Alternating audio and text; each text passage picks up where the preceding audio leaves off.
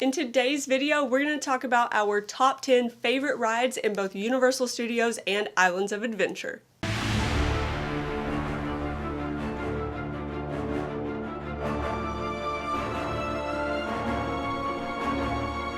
If you're new here, on this channel we talk about all things Halloween, Harry Potter, and theme parks. If that's something you're interested in, go ahead and hit that subscribe button. Boing, boing, boing. So in some previous videos, we ranked the top 10 rides in Islands of Adventure, and then we went on to rank our top 10 rides in Universal Studios. So where else were we going to go with this? In today's video, we're just going to put those together. We're going to rank our top 10 favorite rides in both Islands of Adventure and Universal Studios. Quick side note, at the time of recording this video, we have not yet ridden the Velocicoaster. It's not open yet. So we are not going to include it on our list today. Hopefully we will get to ride it on opening day, and at that point we will make some kind of update to this list. Number 10 on our list is E.T. Adventure. So based on some of the comments that we received on our top 10 video from Universal Studios, we get it. It's not necessarily a popular opinion. However, we absolutely love E.T. We go out of our way quite often just to ride it anytime that we're down there. And to the people who just want to see it gone, all we can say is be careful what you wish for, because recent history will tell you that sometimes you get a replacement that is much, much worse. Coming in at number 9 on our list is Dr. Doom's Fearfall.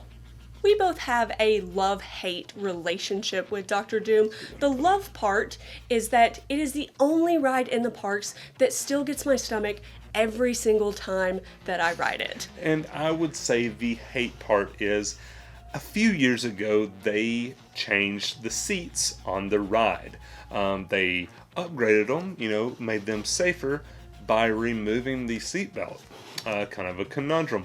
We personally liked the seatbelts a little bit better. It gave us an extra layer of, we felt like, safety.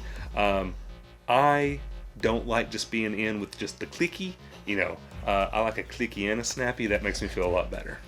We still love Dr. Doom's, and it's one of the rides that we jump on every time we're in the parks. One of the only other downsides to it is that it is a super short ride, but it's also consistently one of the shortest wait times in the parks, so you can just chain ride that thing. Yeah. Number 8 on our list is Harry Potter and the Forbidden Journey.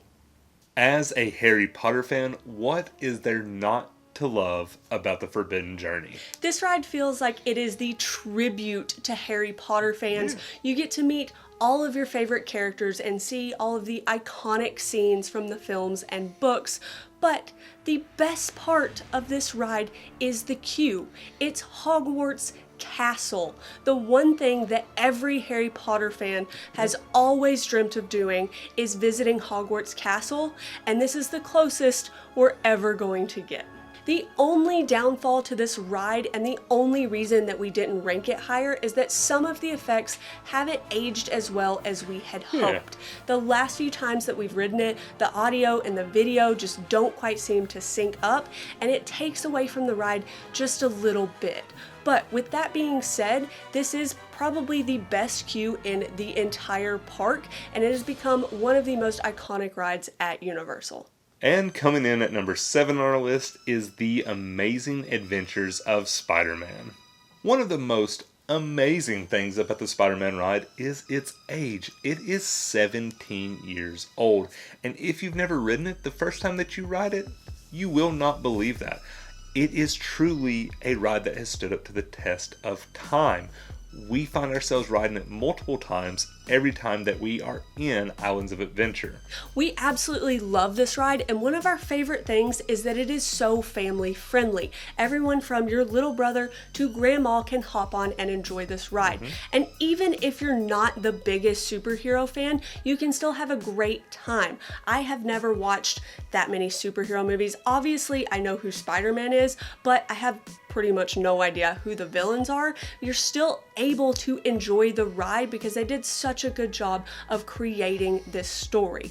And another thing I love about this ride is that it has probably my favorite effect of any ride in both parks, which is when the hobgoblin throws the pumpkin and it explodes. Trick or treat, smell my feet, what are you doing?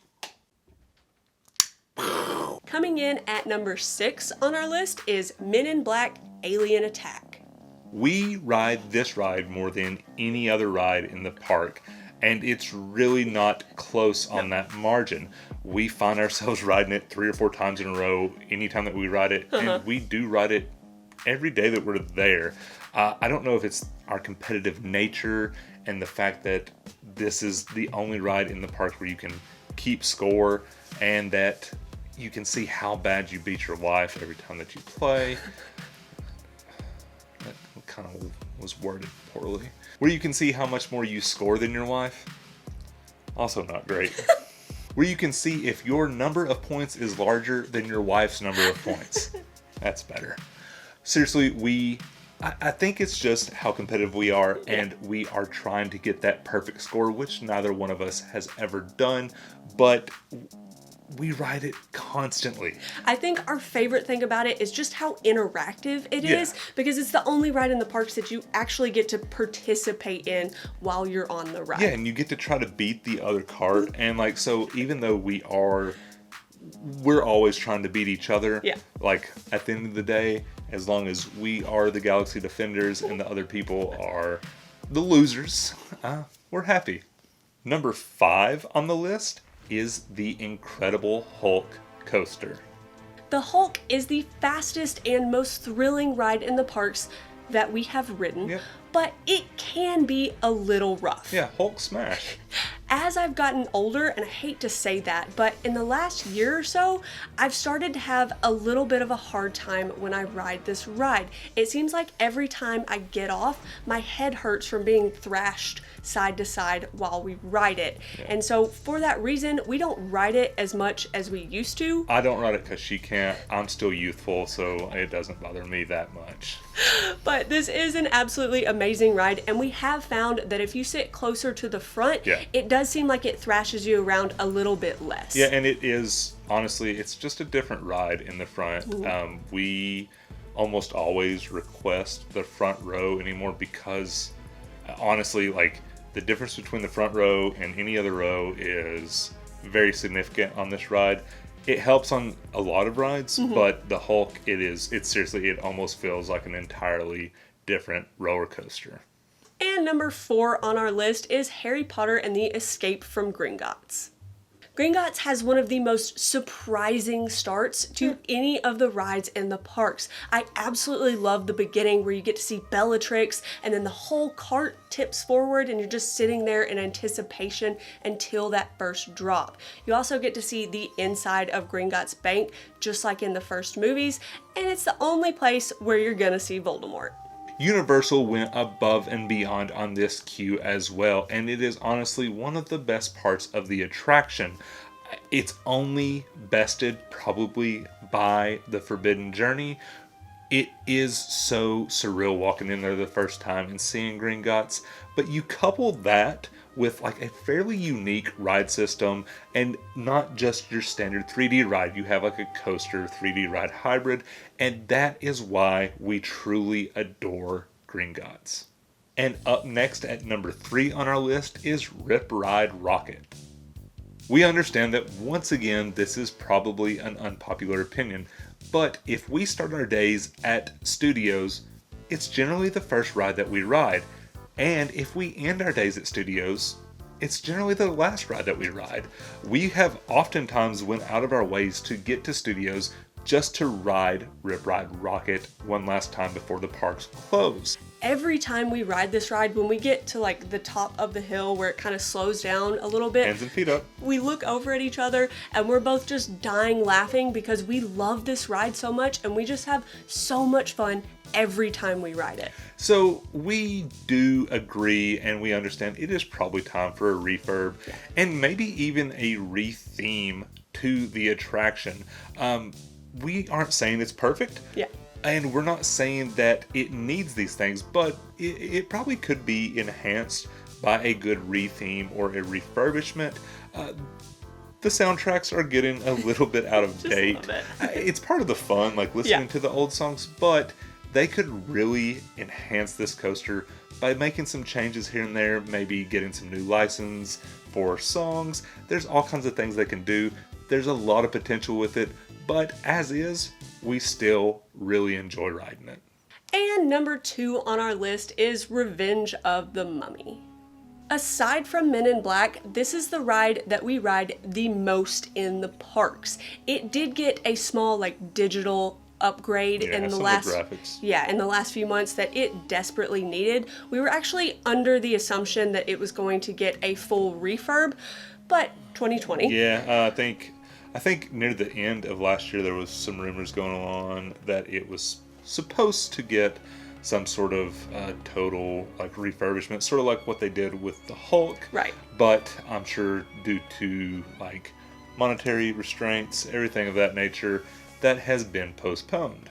Yeah, so it could definitely use an update at some point, but there's so many surprise elements in this ride, it just keeps us coming back over and over again. Couple its re-rideability with the fact that it is one of the only rides, in our opinion, that has been a good replacement for its predecessor. That is why it comes in at number 2 on our list. And finally, number 1 on our list is Hagrid's Motorbike Adventure. What is there to not like about Hagrid's? It's smooth, the launches are fast, the theming is incredible, and it even has some surprise elements. And all of that in a family-style roller coaster that is still very thrilling. It's about as thrilling as it can be without not being a family coaster.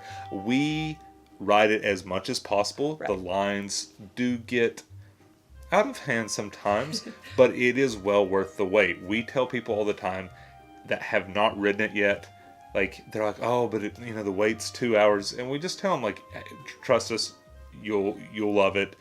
Wait, especially if you're a Harry Potter fan, you have to wait and ride it. It is truly if there's a must ride in the parks or a reason to visit the parks, it's Hagrid's at this point in time. So that wraps up today's video. Don't worry, here in about a month, I think a month exactly from today, we'll probably have to redo this video. We'll probably have to do something that includes the Velocicoaster. So leave us a comment in the comment section and let us know, do you think the Velocicoaster will take over the number 1 spot? If you enjoyed this video, go ahead and give us a thumbs up. You can hit that subscribe button and turn on that bell notification so you get an alert every time we post a new video. Pew pew! Thanks for watching.